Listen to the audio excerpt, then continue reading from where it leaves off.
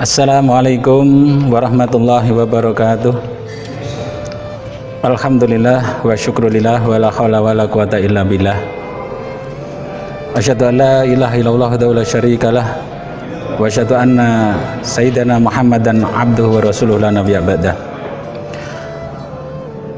Sahabat Hikmah Jumat yang berbahagia, agama Islam adalah agama perbaikan dan memperbaiki.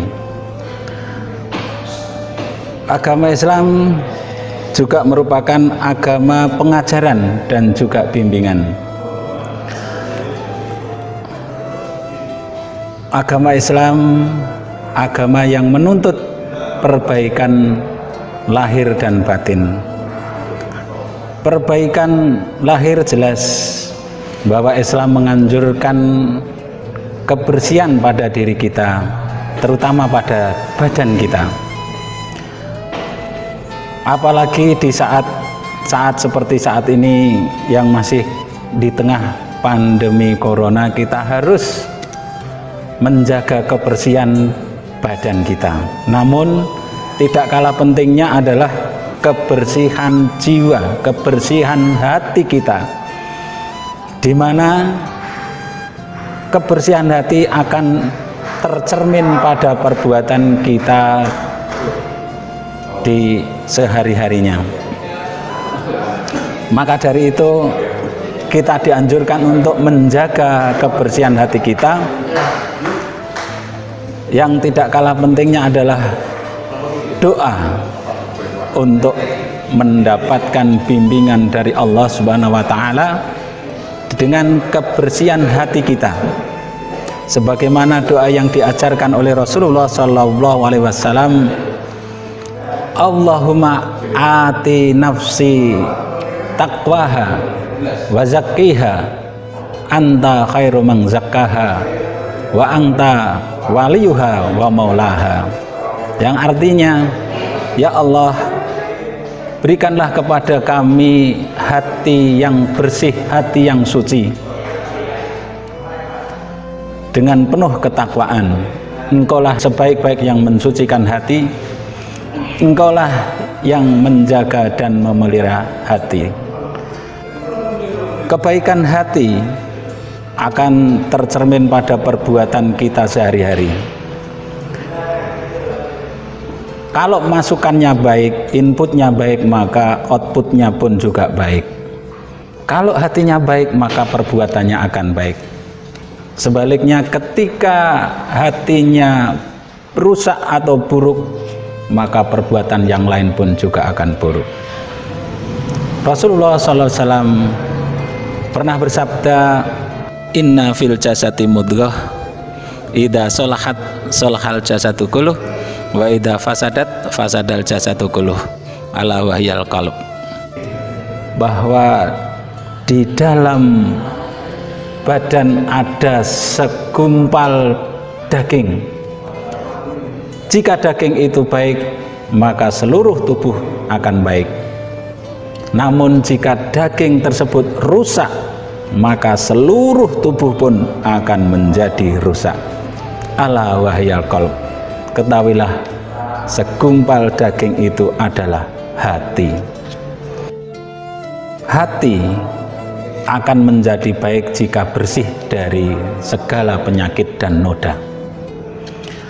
Salah satu penyakit hati adalah hasad, di mana hasad ini akan membawa petaka bagi manusia dan masyarakat, bagi pelakunya maupun orang lain. Maka dari itu kita senantiasa mohon perlindungan kepada Allah dari perbuatan hasad, baik diri kita yang hasad maupun orang lain yang hasad.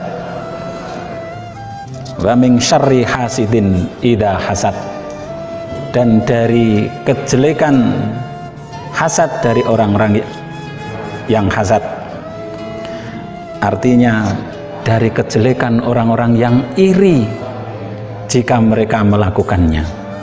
Termasuk juga diri kita, jangan pernah sampai iri, karena seorang mukmin yang baik hatinya akan bersih dari penyakit-penyakit termasuk penyakit hasad tersebut. Penyakit hati yang lainnya adalah dan tidak kalah berbahayanya adalah namimah, yaitu suka mengadu domba. Kalau hasad tadi istilahnya SMS, penyakit suka melihat orang lain susah, susah jika melihat orang lain senang. Sehingga hasad ini menginginkan semua kebaikan, semua nikmat terkumpul pada dirinya. Orang yang hasad tidak percaya, tidak mau menerima akan kemahaadilan Allah. Sementara kalaupun namimah adalah suka mengadu domba. Pernah satu ketika Rasulullah SAW berjalan dengan sahabatnya melalui 2 buah kuburan, di mana beliau mendengar bahwa ahli kubur tersebut sedang disiksanya. Ketika itu Nabi bersabda, innahuma la yu'adzibani wa ma yu'adzibani min kabirin ahaduhuma yu'adzibu la yastabri'u mim baulih, bahwa sesungguhnya 2 ahli kubur tersebut sedang disiksa,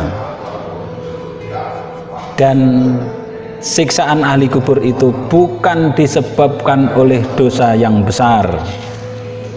Yang pertama adalah la yasbari'u mim baulihi, salah satunya adalah tidak mensucikan, tidak istinja ketika kencing, artinya menganggap remeh kencing. Kemudian yang kedua adalah yamsi binamimah, yang satunya suka berbuat namimah, yaitu mengadu domba. Dan perbuatan tersebut akan menjadi penyakit hati baik seorang laki-laki maupun seorang perempuan. Namun ketika kita baca hadis yang lain, Rasulullah SAW bersabda, ya ma'syaran nisa tasaddaqanna inni ra'aitukuna aktsara min ahli nar. Wahai para wanita, banyak-banyaklah sedekah. Sesungguhnya aku, kata Rasul, melihat kebanyakan ahli neraka adalah para wanita. Ketika itu para sahabat wanita bertanya kepada Rasulullah, fakulna wa bima dzalika ya Rasulullah, kenapa bisa seperti itu ya Rasulullah? Kalau kita lihat sekarang ini sahabat-sahabat hikmah Jumat, bahwa majelis taklim, majelis-majelis zikir, kebanyakan yang menghadiri adalah kaum wanita. Tapi kenapa neraka isinya kebanyakan wanita? Ketika itu para sahabat wanita juga sudah menanyakan hal itu kepada Rasulullah SAW. Yang pertama Rasulullah bersabda, qala tukathirunal li'an, banyak para wanita itu suka melaknat, mudah melaknat, baik melaknat kepada keluarganya, terutama kepada suaminya atau kepada orang lain. Kemudian yang kedua adalah tukafirunal ashir, kebanyakan wanita tidak percaya kepada suaminya. Satu contoh misalnya, ketika suami memberi nafkah tidak seperti biasanya, mungkin dikurangi sedikit atau mungkin memang betul-betul kurang, terkadang si istri sudah protes kepada suaminya, mana nafkah yang seperti kemarin, kamu sembunyikan di mana wahai ayah, dan lain sebagainya. Bahkan juga terkadang suami sudah mati-matian bekerja, sudah mati-matian mencari nafkah, namun terkadang si istri masih menuntut lebih, sementara semua penghasilan suami sudah diberikannya, padahal tidak mesti penghasilan suami itu seluruhnya diberikan ke istri. Mungkin suami juga mempunyai kebutuhan-kebutuhan mendadak dan perlu mengeluarkan biaya, maka si istri selama sudah diberi nafkah, mudah-mudahan cukup, syukur cukup, kalaupun tidak yang penting sudah diberi oleh suami, semestinya tidak harus menuntut seluruh nafkah dari penghasilan suami diserahkan ke istri. Sahabat Hikmat Jumat yang berbahagia, dari beberapa penyakit hati yang saya sampaikan, mudah-mudahan hati kita bisa menjadi bersih, kemudian kita bisa meninggalkan penyakit-penyakit hati tersebut sehingga hati kita akan menjadi bersih, sehingga yang tercermin dalam perbuatan pun juga perbuatan yang baik.